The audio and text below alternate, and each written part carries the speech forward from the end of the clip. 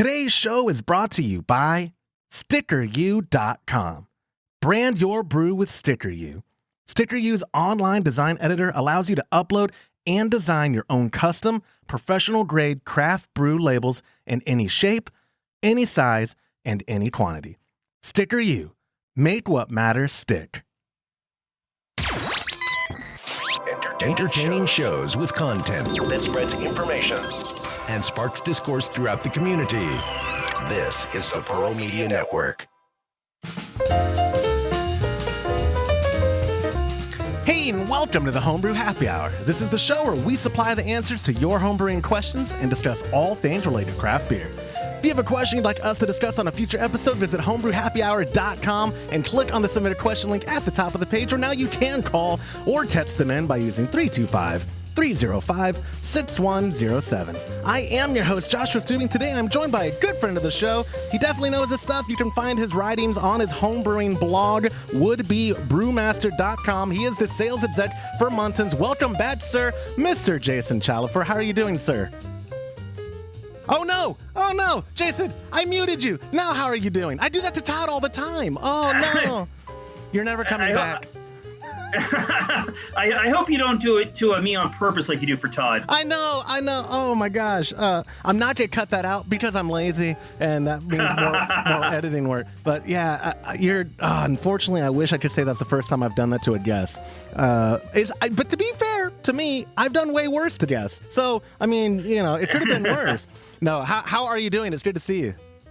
Doing great. Great to be back on the show. It was a lot of fun last time. Oh, and arguably it's a lot better when it's in person, and the environment, because you and Phil were up at Todd's ranch, and you need to come back, because when y'all were there, that building we recorded in was being built still. It wasn't done, and he has officially christened it.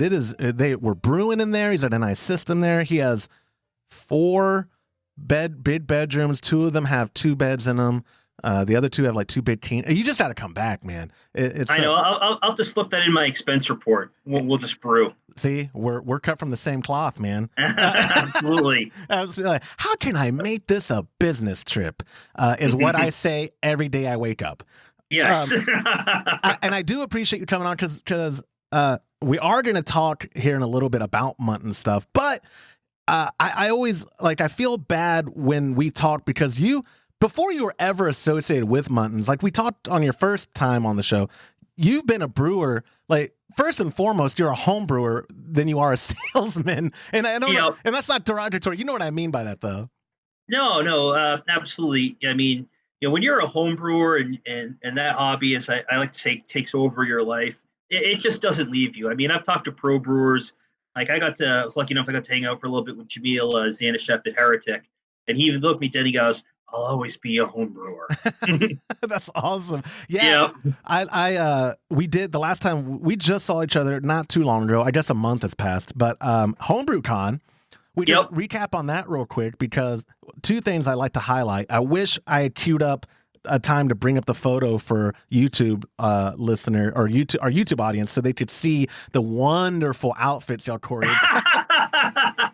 I love it. It's still on Instagram. It's Muntons_North_America. Yeah, I love the marketing team that came up with that. The costume, that is, not the Instagram. I absolutely love. Was that Phil's idea?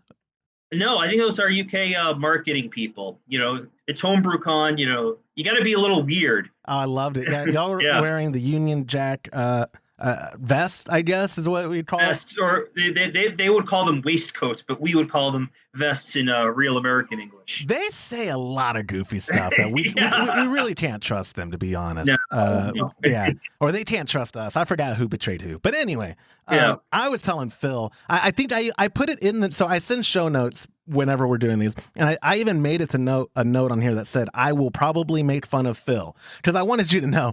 When he came by the table, one of my favorite Brits, but I only know a handful of them, so don't get your head too big, Phil. I always thought billiards was a big game over there, or darts or something. And I was like, "Oh, you look like you're ready for billiards." And he looked at me like I was the dumbest person in the world. Like, what? Like, no, like maybe he didn't explain, but maybe they don't wear that when they're playing pool. I have no idea. I was trying to relate on a cultural level, and obviously I don't know any culture outside of my little bubble of Central Texas. But either way, I do also want to mention the second part about what I loved about HomebrewCon, the beer you were serving at your booth. Now, I didn't go into great detail with you, but one of them, was it the brown ale was the one that was award winning? Yep. So that was an Imperial Stout. That's what. Thank you. I didn't pour that at the booth. I just brought some bottles, and I was nice enough to share some with you and James. I thought so. Wait, what? Whoa! I didn't get to make it to your booth much. Y'all came by ours. I just assumed that was beer from your booth. Oh, you didn't want to share the award-winning beer. I get it now. I didn't have that much. I probably had. I think I still have half a keg downstairs in the basement. But the beers I did bring, they were all made with our Muntons, our different kits. And really what I wanted to do was, I didn't have a ton of experience brewing with kits. So I just wanted to show that, yes, you can make great beer with these. So I took our Mexican Cerveza kit and our Docklands Quarter kit. Those I kind of stayed true to the instructions. We had a nut brown ale kit. That one, I cold steeped some Dunkin' Donuts coffee, made a coffee brown ale out of that one. Our wheat beer kit, I blended in over a gallon of tart cherry juice, made it a cherry wheat. That one seemed to be popular. And then we have a 2-can kit, our American IPA. So I added an extra pound of wheat DME and 3 ounces extra of Citra Mosaic dry hops. Used Imperial, I want to say the dry hop, whatever their Sac Troy equivalent is. I used that and made that more of like a New England IPA. So for you, again, you're like us, where the world's your oyster. You have a lot of options. I noticed you mentioned Imperial there a few times. Are you privy to a yeast, or were you just experimenting? Was it your first time with it? Have you gotten comfortable in the ingredients you use? Obviously, we know your malts, what you're using there, but like for other ingredients, you get comfortable with like a brand, or are you switching it out all the time? Like no preference. Switching it out a little bit. I had used the dry hop, which is the blend of that one, and I think the Barbarian, and I kind of repitched it the Brulosophy method, overbuilding the starters and saving it. Yeah. And over time, I noticed my beer's just getting drier and drier. So I think I had a little bit of experience there with that one. But I do like to, kind of try new things, for sure. Right. Yeah, that is where I think we differ, because I'm a man of, like right now, my Kolsch thing. It's been a couple months kick. Todd, I had breakfast with him this morning. He was in town, which, spoiler alert, before we are recording this a week and a half before it's publishing, because as you're listening to this, I'm at a beach right now, South Padre Island, with a Kolsch. I've got tons of them for this trip, and enjoying the sun, and my kids are probably being terrible, but we're at the beach, so that's acceptable to just let them run around and not really have to watch them. And so we had to record this early, and I appreciate you doing that. But I had breakfast with Todd, and he ordered for me because he knows when we go anywhere that has an omelet, I'm going to get an omelet. It's always the same. It doesn't what do you want in it? Anything you want to put in it, I'm going to eat. Just give me an omelet. He calls me, he calls me a lot of things, but he gets real peeved that I'm a man of consistency.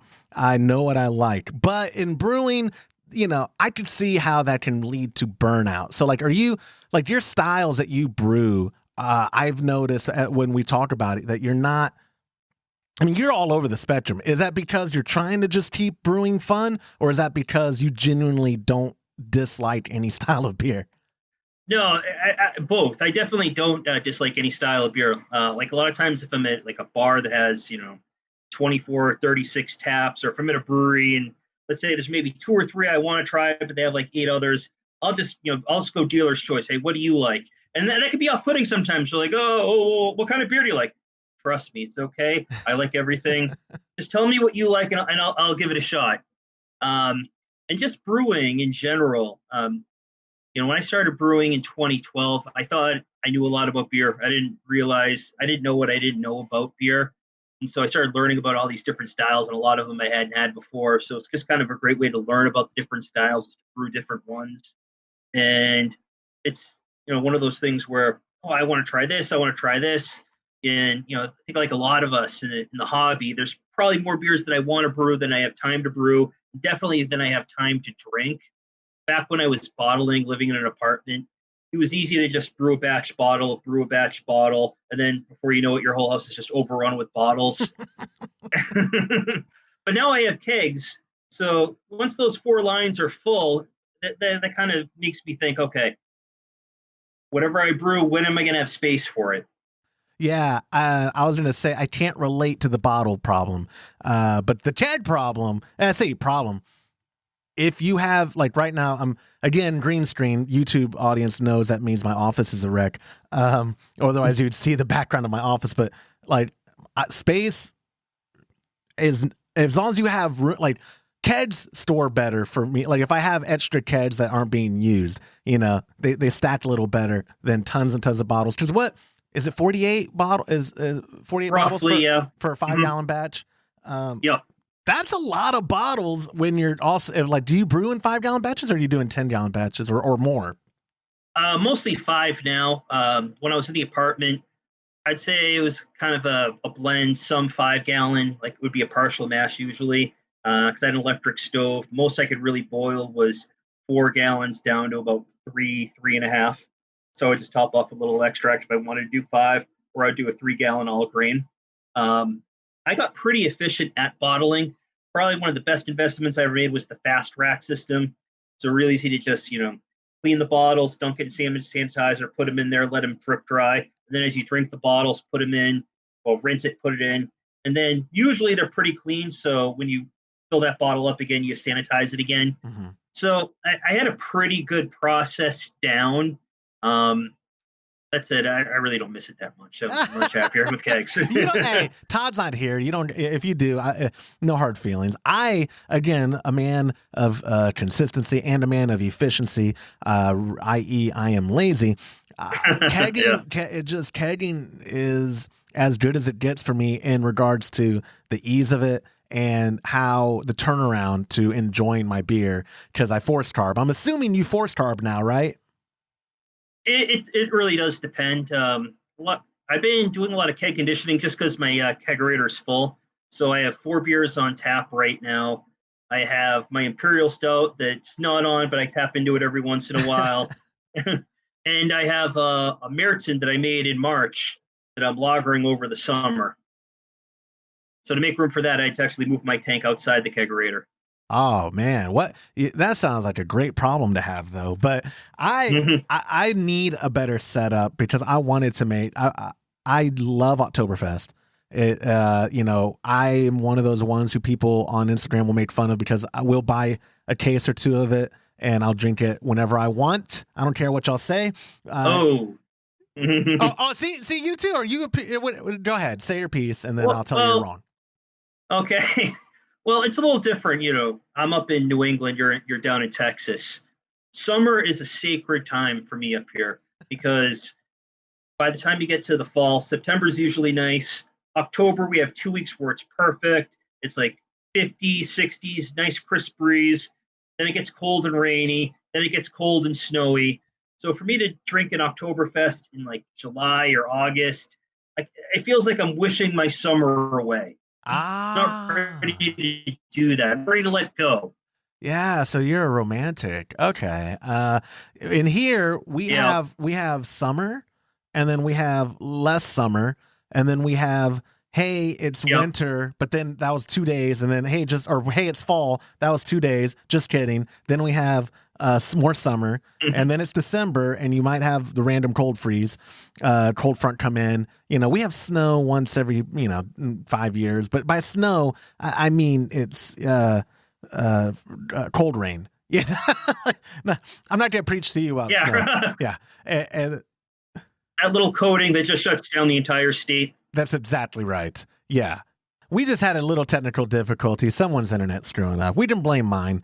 In Texas, like there's 2 real seasons and that's it. So I'm going to drink. And really though, too, I'm a man who I don't know. Like I don't want to I march to the beat of my own drum, but that's not necessarily true. I just I like what I like, and Shiner has a fantastic Marzen, the Oktoberfest. And like I said, we'll buy 2 or 3 cases of it because there's also a lot of hosting going on at that time of the year. And then when there's about a case left and it's March, April, May, June, whatever, and there's some left in the fridge, I'm like, I'm going to enjoy this. But I get what you're saying. If we had seasons like you have seasons, I might cherish them more. But it's really just hot or less than hot. Yeah. Well, the one good thing about having the seasons in New England, especially at our house, is I have an unfinished basement. House was built in 1890, so it's pretty cool down there. So winter, it's about 50, 55 degrees. So I could just do a lager ferment, ambient temperature. And if I want to do the lager stage, throw it in the keezer. So that Marzen, that was actually kind of the last lager I squeezed in before it started to warm up in April. Nice. And I totally forgot that you're up in that area full time. Having Homebrew Con, going back to that because I digress a bunch, in your backyard, was that nice? Because I've heard it's been a couple decades since they've been there. Oh, it'd been a long time. So it was great. I know a lot of the clubs, in Baltimore, I think there was a couple from New England that were down there, but it was great to see, the South Shore Blue Homebrew Club. I know those guys a little bit from different events. I'm a member of the Warts. I don't make it to that many meetings, as many as I'd like, but they do take my dues. And since I was working for Muntons, I really couldn't help them at the booth and dressed up as an 80s wrestler. So I know they were definitely excited to go down, and also excited to have an NHC first round in Boston for the first time, which was huge. Because I know a lot of brewers up here were kind of getting shut out, and also having to deal with shipping beer to New York, so that was huge for them too. And seeing all the clubs from Maine, Merrimack Valley was down there, which isn't too far from where I am. So it was definitely great to have it in Providence. And I was talking to Gary Glass a little bit. If you're going to have it in New England, realistically, it's the only place. Boston, everything's expensive. Hotels, really not enough of them. Anywhere in Maine, New Hampshire, summer, that's their vacation time. I looked at a one-night hotel room in Portland to maybe go to the Maine Brew Fest.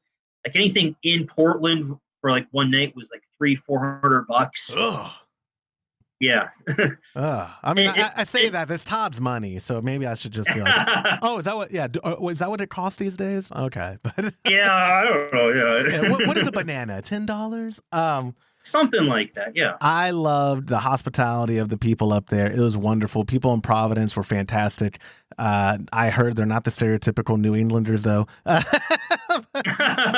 Someone made some comment about people from Philly, but anyway. The beer was solid. I didn't realize you were in that homebrew club on club night. You were dressed up in wrestling gear. You were part of that group. No, the Boston Warts were. I was in my Muntons. That's what I was saying. We didn't hang out club night. I thought I saw you and Phil walking around. Or you were with your wife. I don't remember seeing Phil on club night at all. He made an appearance. Yeah, in his old age, I know it's hard for him to get out. Yeah, exactly. The only time I've really seen or heard of him kind of letting loose a little bit was we were on our way to a customer in New Hampshire, and on the way up there, I had a flat tire, and Phil decided, you know what, you get your tire fixed. I'm going to Uber to the customer. I'm like, well, Phil, it's kind of in the woods. There's really nothing there. No, that's fine. I'll go. So he takes the Uber to the customer, and the Uber driver's like, where the hell are we going?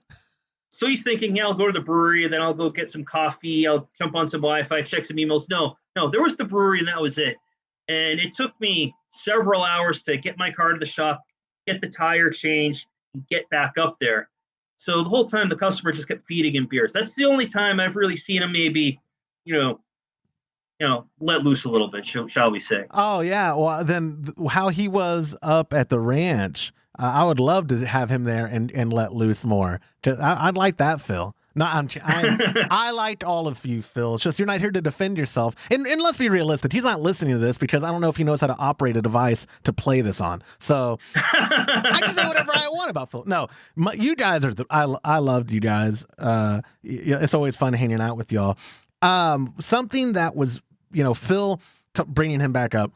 we set up our booth and he came by and he was like, you know what you're missing? You're missing Munton products on your table for Homebrew Supply. So I want to bring this up before we get into like the question that I have on the show, because you are going to help me.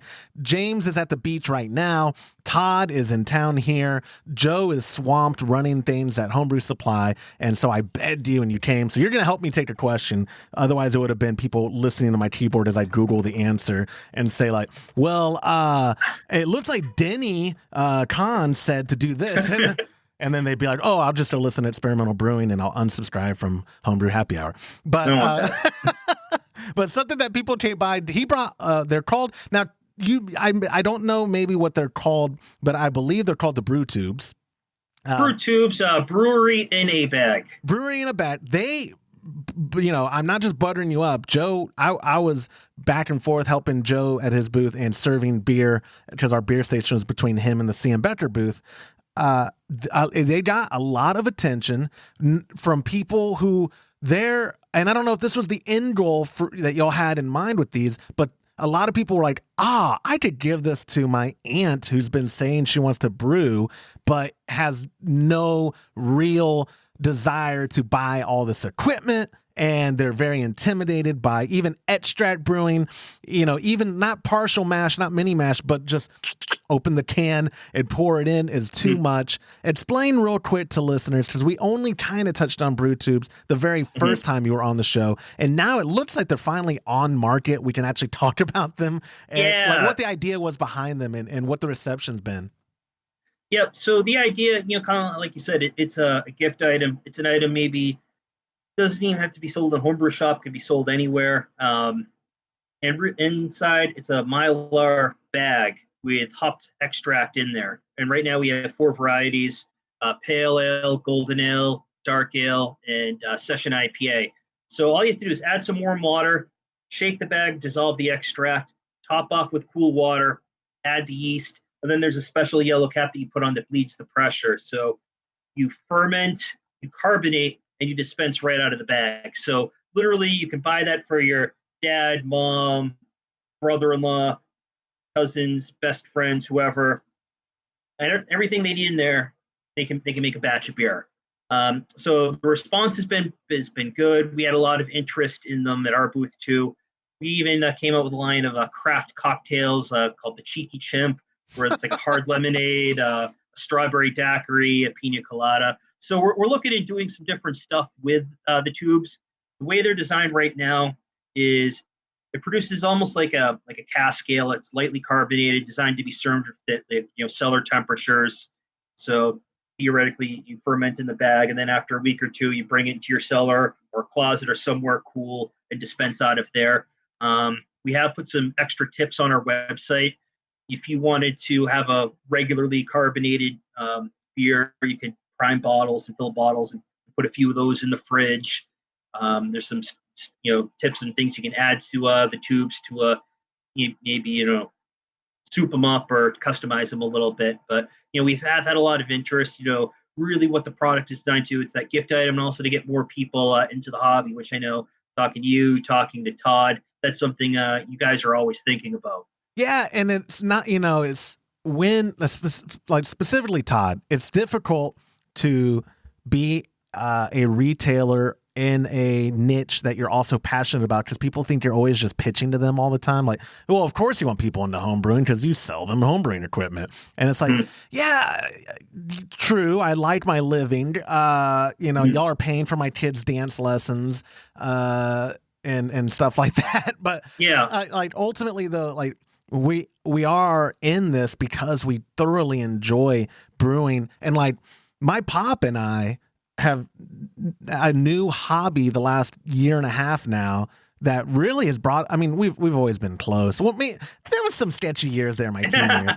I was a real turd from age 4 to 24, but the last 10 years have been great, Pop. But brewing is a bonding experience. It is, you can brew by yourself and still enjoy, but the actual brewing, I think these brew tubes are like extract in regards to the gateway of the hobby. You realize with the brew tube, you can realize how enjoyable it is to make your own beer.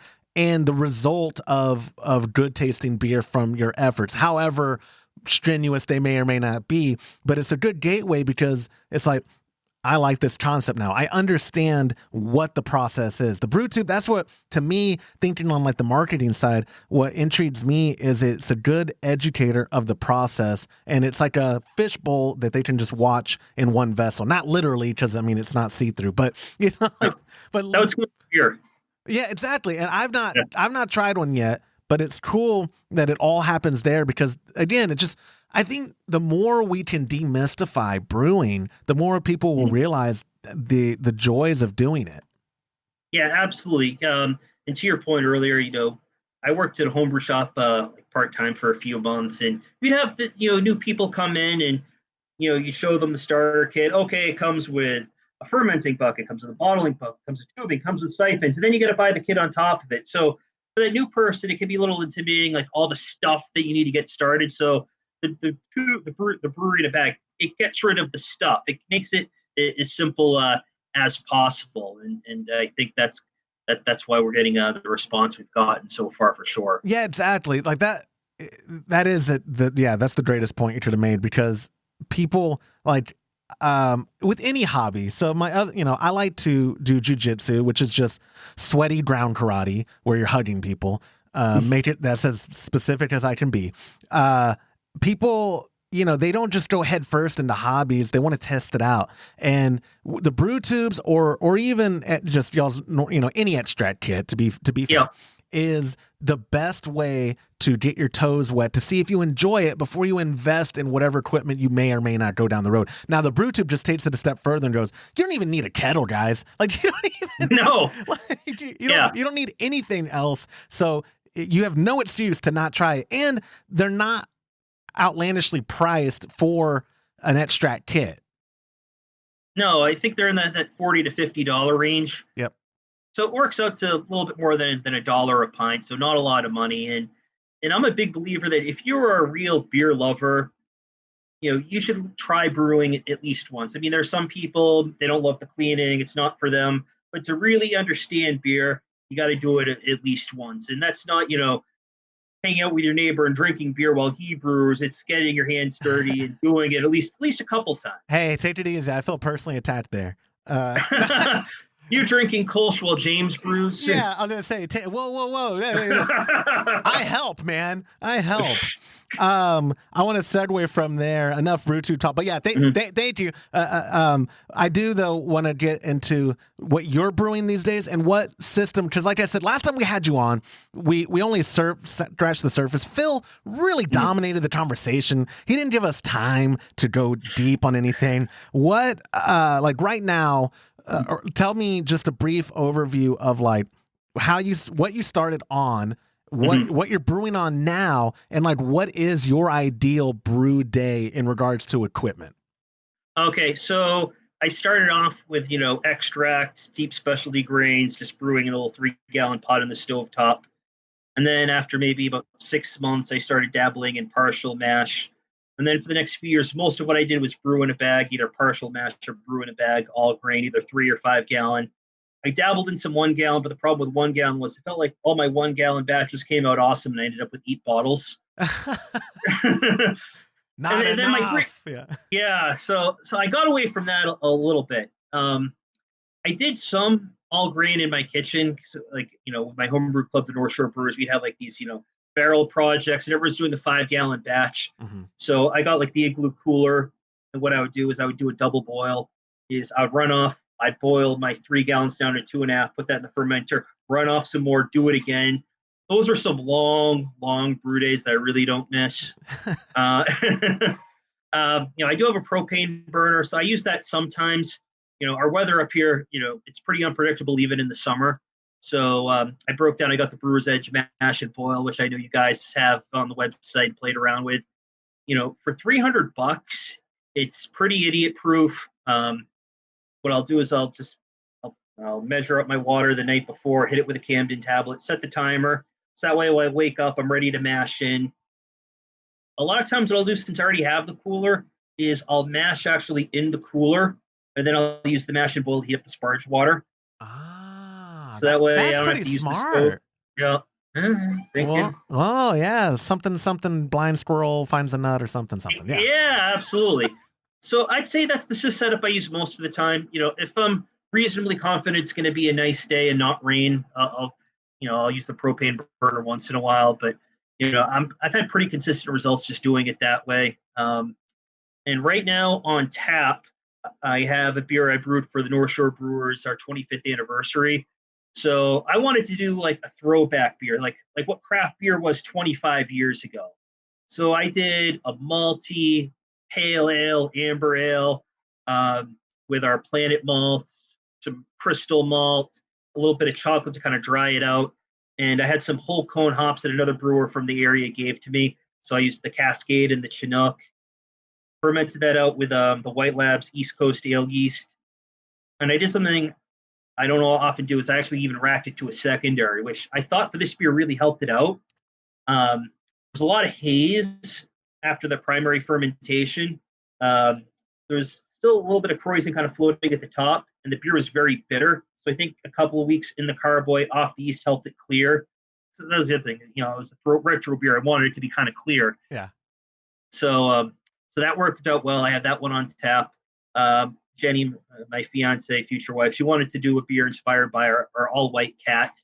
So we have a wit beer on that we also brought to the 25th anniversary party.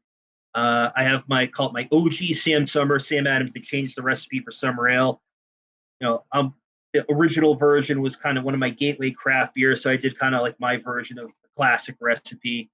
And I still have this dark lager I did over the winter that I'm waiting to kick because I want to put that Muntons Dockland Porter back on. Oh, I feel so inadequate talking with you. You're like, I have laundry list of beers, and I'm like, oh my God, we have 12 gallons of Kolsch. Like me and my pop. Now maybe I'm starting to feel bad. Maybe I do need to diversify my portfolio. Yeah, in theory, I like to have one kind of light, like approachable beer, one dark beer, maybe one amber beer, and maybe something hoppy. I haven't done a New England IPA or any IPAs that much this year. I think, I'm to the point where I drink so many of them. I've had so many of them. They're starting to run together. They're starting to taste the same. I need a break, or I just don't want to brew that at home. Right, or getting a little hop burned or burned out a little bit. Yeah, and maybe a lot of the not so great ones, I do get that hop burn. I don't know if it's just the yeast in suspension or just overdoing that lupulin powder. Those are both theories that I've seen and I've read, but if I want a hazy beer, I can get night shift easily enough, and yeah. Yeah, I'm just saying what I did. Joe reminded me that the breweries that do that style good are the ones that people who want to if you want to introduce someone to the hazy style, Treehouse is great, right? Yes, yeah.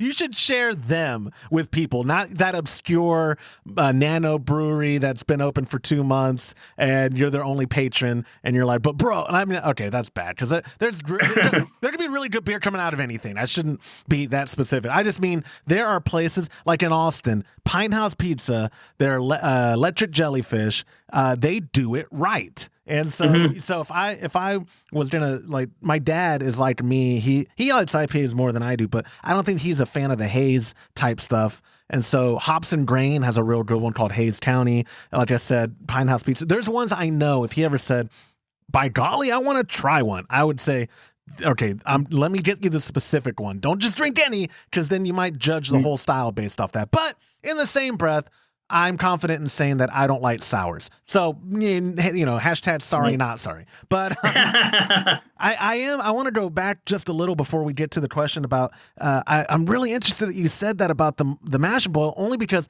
so we just did a review, or I say review, we did a brew day and then an unboxing overview video of the Foundry from Anvil. And I hadn't brewed on an electric all-in-one like that since September of 2017-ish.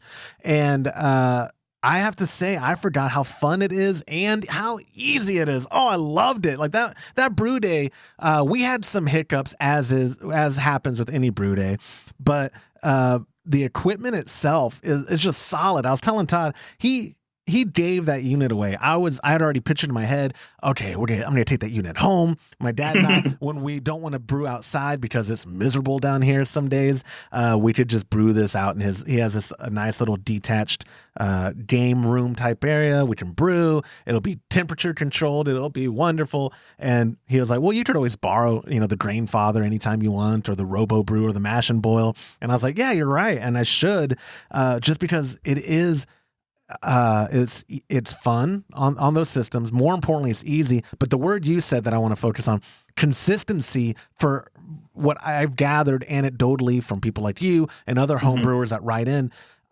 it's easier to achieve consistency on those units. You think it's because everything just gets dialed in electronically rather? Yeah, I would say so. The only times I've had inconsistent results, it hasn't been the machine's fault. It's been me trying to get the machine to do things it's not designed to do. So the instructions are pretty specific. It's the thermometer. I think it's a variance of 6 degrees either way. So it's really designed to have a thick mash that'll hold thermal mass. So I've tried doing like a thin mash. I've tried doing these intricate step mashes, and that's my fault. I'm getting a machine to do something it's not designed to do. So that anvil system does look really slick. If I was buying one now, dare I say that might be the one I'd go with, just in terms of kind of the value and the features. But the Mash and Boil, as long as you don't, try to get a little too fancy with it, it works great. Yeah, like you said, you have to know, like, you have the one before it came out with the recirculation pump, I'm assuming, right? Just based off of how you dated Correct. it. Yeah. So, if recirculation is something you want, James rigged ours to have recirculation, and it works wonderfully. Or like the anvil that we reviewed has recirculation. The Robo Brew has recirculation. The Grain Father, which is, the Grain Father is my go-to only because we already have it. If I was having to buy it on my own, I might not, only because I'm cheap. Frugal, pardon me. Whoa, I don't say the C word usually. Frugal. No. But I say this a million times, and it's been a couple episodes since I've said it. It is the absolute best time to be a home brewer in the existence of human civilization, period. Like, we have so many options. It's wonderful. We're spoiled. Absolutely. My former colleague, Ross, who you guys met up in Portland last year. Yep. I posted something. I tried to make some custom tap handles, and I'm not the most handy person. And I was just so frustrated. I couldn't get the little thing onto the bottom of it to screw onto the faucets. So I posted something on my Facebook earpods. Yeah, that's why I call myself a turnkey homebrewer. I'm like, yep, that is me. Turnkey homebrewer. I love it. I will pay to have someone else build this stuff for me. I just want to make the beer. Thank you. Again, cut from the same cloth. Not James. Yep. You got to come see the panel he made for and the whole brew system. And he's like, oh, well, it only took me, 100 hours to learn this and this. I'm like, oh, my God. No, I'm exaggerating on the 100 hours part. But if you tell James, like, here's what I want to do. And if someone asked me, hey, I want to do this, I'd say, oh, well, let's buy this and this. And then my engineering is just connecting them. That's it. James is like, I'm going to make it from scratch, and I'm going to learn everything there is to learn about electric control boards. And by the end of this, I'll be a master electrician. Not certified or credentialed, but might as well be, because he's put in the time. Or I'm like, man, more power to you, dude. If I can't resolve it from a YouTube video, I just pay someone. Like, that's it. Like, absolutely.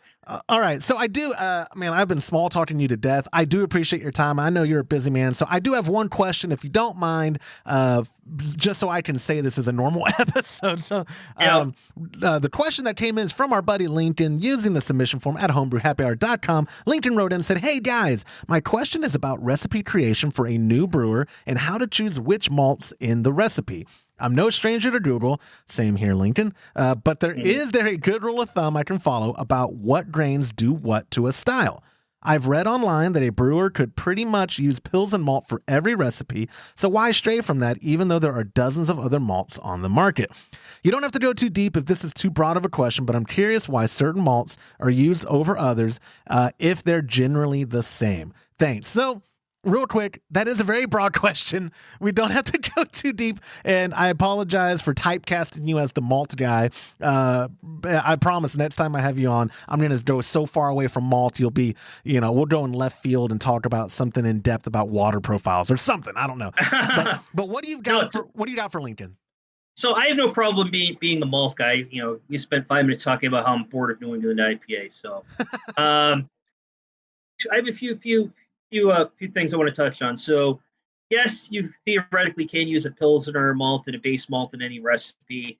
One of my big customers, they actually switched their base malt to Pilsner malt, just because they wanted something that, a little with the versatility that they wanted. You have a lot of commercial brewers that'll do that, where they'll use the same base malt in every beer. A lot of times it's just like a generic US two-row. And a commercial brewer will do that for a couple of reasons, just kind of simplify things. This is our base malt. This is what we use. And also cost. So if you're at a decent-sized craft brewer and they have a silo and they're taking their malt in bulk, taking malt in bulk for a commercial brewer lowers their malt costs by at least a third compared to buying a sacked malt. Oh, wow. Yeah. So the bigger a brewer gets, it makes a lot of sense financially for them to just use the one base malt, especially if you're going through the expense of installing a silo and all the related equipment there. But if you're a home brewer, usually it's not a consideration. I mean, for a home brewer buying bulks, if you get like one sack of malt, like a 50-pound sack, that's going to last you, 4 or 5 batches.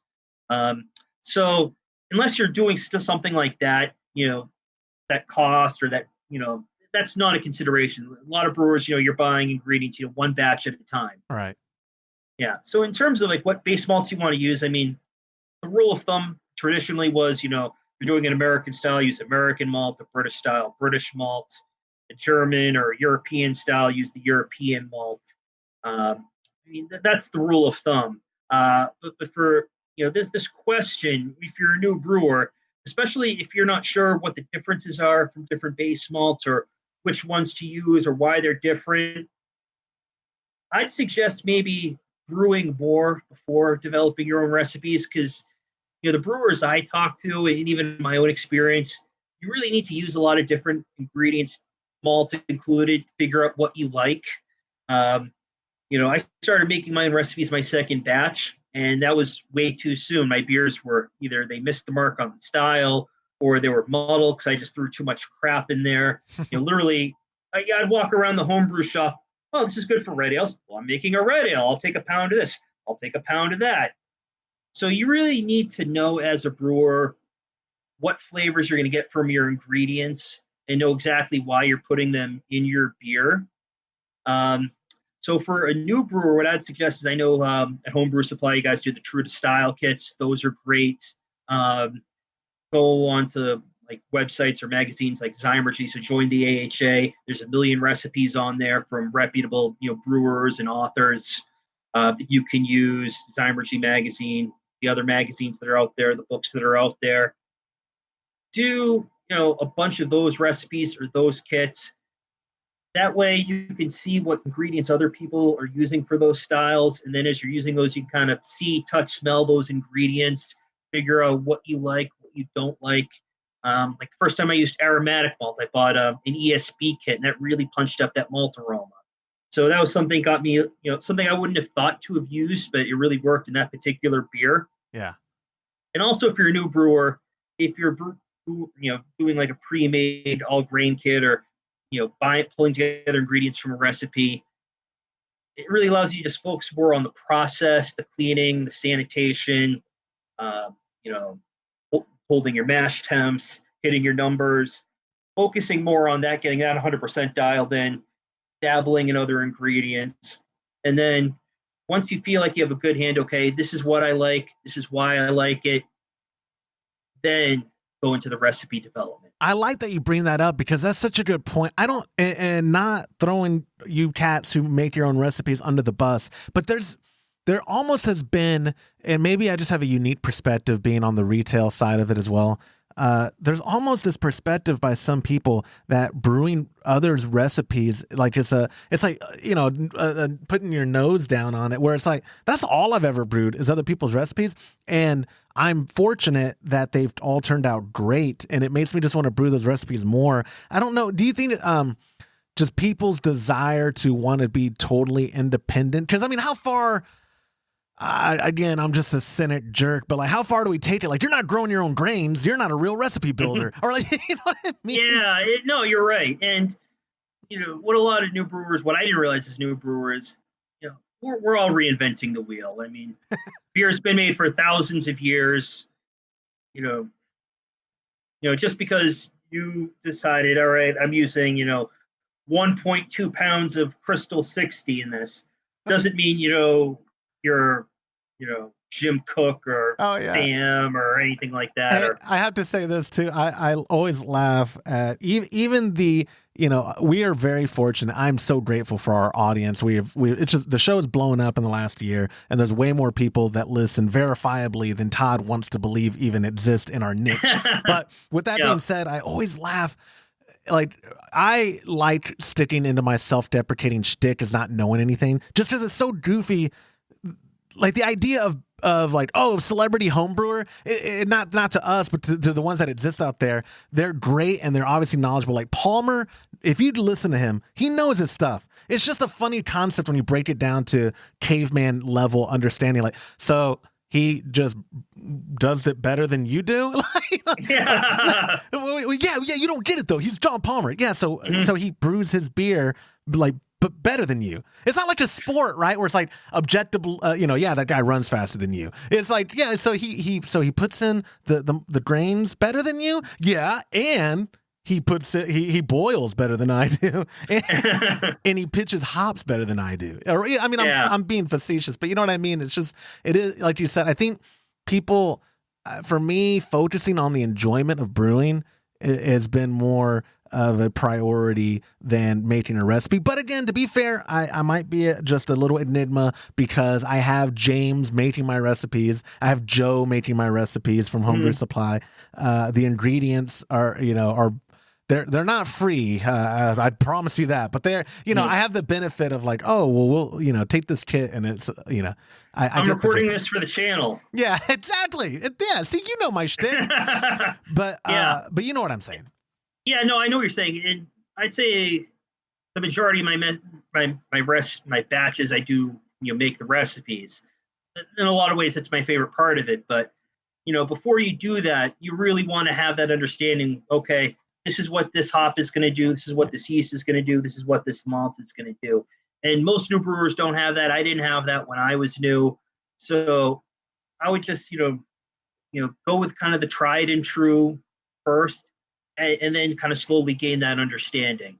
Absolutely. And then, once you have that understanding, by all means, because, there's something, I still take a little bit of pride in, oh, this is my house mild recipe. I haven't done that one since last year. And my friend's wife, she spent, some time in England. She hadn't had a mild in like 35 years. So I'm like, this is my mild. And she drinks it, takes it. So I get off on that. That is a good feeling. That is a totally good feeling. But that's why I just put my own label on James's recipes. Boom. Yes. 2 birds, 1 stone. It was. Yeah. And the other thing I'd suggest too is if you're new to making your own recipes, is be open to feedback before brewing it. So if you have a homebrew shop or a club or someone just have them look it over. Because when I was at the shop, people would bring in these recipes they made. Or they might have printed off like a message board. Some of my original recipes are online, and anything from before 2014, I'll just say don't brew. That's what I say about this podcast. Anything before like episode 44, don't listen to it, guys. Please, please don't. Yeah. So if you are putting your own recipe together, be open to feedback. Absolutely. And that is a great place to wrap that up. Before I let you go, I do have to mention, I have to do a plug that I forgot to do at the top of the show. Listeners, they heard the ad bumper. Today's show is brought to you by a new sponsor for the month of August, StickerU.com. We are doing a label contest with StickerU. If you go to homebrewhappyhour.com/contest, you can get all the details. There's a spot. They're giving some deal where like you can print one label free and you pay the shipping. I have no idea what the shipping costs. They're very nice people. I'm sure it's reasonable. Or you can just submit the digital copy, which is how you officially enter the contest. So go to homebrewhappyhour.com/contest. It can be a label for your bottle, just your logo, a growler label, keg labels like what I've made. You'll see in the show notes here, the keg label that I made where like our logo, and it has all the info for you to write on what the style is and all that. Anything, just go submit it on, let me look on the calendar, at the end of August. So on Friday, August the 30th, Todd, myself, and James will decide the winner. First place gets $200 in printed custom labels. Second place gets $150 or $175 in printed custom labels. And third place gets $125. So I think the secret to probably winning this is sucking up to me. So if you can incorporate that into your label, like there's a good chance you're going to get $200 in printed custom labels. Let's just be honest. I'm a sellout. But yes, do you do your own labels? That's what I was trying to segue this into the last thing. Have you ever done your own design or labels? Or is that something you're into? Because that's what I'm more into than anything. I have. When we first started brewing, Jenny designed all kinds of labels. We'd label every bottle. But then once you empty the bottles, you'd have to delabel 50 bottles. So that got old kind of quick. If it's something I'm going to sell her, I'll label it. But yeah, it can be fun, especially if you have someone who's more artistic than you are to design them. Absolutely. And I like that. That's why I mentioned for that part the keg label aspect, because keg labels I use way more frequently than, I don't bottle at all. I romanticize like the day where I'll bottle and make these beautiful labels, because cans and bottles that have good labels on them, I'm probably going to buy that beer in the store. I'm easy. I'm really easy.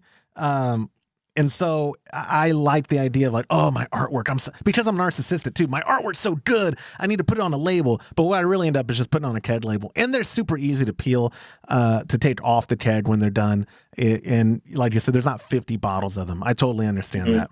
But anyway, Jason, thank you so much for your time today, man. I can't thank you enough. I will probably be enjoying a beer right now in South Padre Island in your honor as this is publishing. But I look forward to, you've offered it and you shouldn't have, because I'm going to take you up on it. I look forward to having you on the show again in the future. And I really do hope that you come back to the ranch sometime soon, because that's a ton of fun having people up there. And you can, like I said, make it a work trip, because you have to bring some new malt or something and we got to brew it. I don't know. Absolutely. Yes. Cool, Jason. Well, thank you so much for your time, my friend. All right. Sounds good. And that will do it for this episode of the Homebrew Happy Hour. If you have a question you'd like us to discuss on a future episode, visit homebrewhappyhour.com and click on that submit a question link at the top of the page. Or now you can call or text them in by using 325-305-6107. Thank you to our show sponsor, StickerU.com, for supporting our podcast and the homebrewing community. Enter our label contest right now at homebrewhappyhour.com/contest for a chance at winning $200 in printed custom labels. It runs now through the end of August. Thank you again to our guest, Jason Chalifour. Go to his blog at woodbebrewmaster.com. And on behalf of the Pro Media Network, I'm Joshua Stubing. Thank you for listening.